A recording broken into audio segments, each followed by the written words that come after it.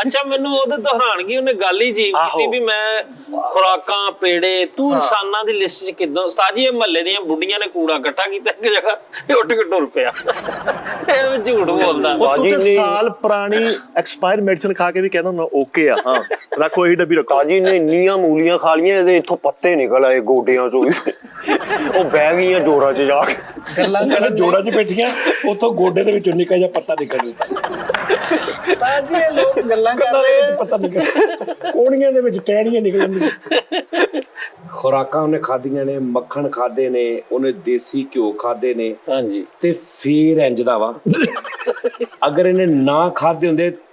ਤੁਸੀਂ ਅੰਦਾਜ਼ਾ ਆਪ ਹੀ ਲਾਉਣਾ ਮੈਂ ਮੇਰੇ ਤੇ ਨਹੀਂ ਸਮਝ ਆ ਰਿਹਾ। ਇੱਕ ਮਿੰਟ ਇੰਜ ਦਾ ਕੀ ਮੈਨੂੰ ਕੀ ਹੈ ਨਹੀਂ ਇੰਜ ਦਾ ਮਤਲਬ ਇਹ ਇੰਜ ਦਾ ਵੀ ਕਹਿਣਾ ਗਲਤ ਆ ਮਤਲਬ ਤੂੰ ਇੰਨਾ ਖੂਬਸੂਰਤ ਆ ਤਦ ਲਾਲੂ ਸਮਝਿਆ ਕਰ ਵੀ ਤੇਰੇ ਚਮੜੇ ਦੇ ਨੈਣ ਨਕਸ਼ਾ ਪੁੱਠੇ ਜਿਹੇ ਨੈਣ ਨਕਸ਼ਾ ਤਾਂ ਕਹਿਣ ਡਏ ਆ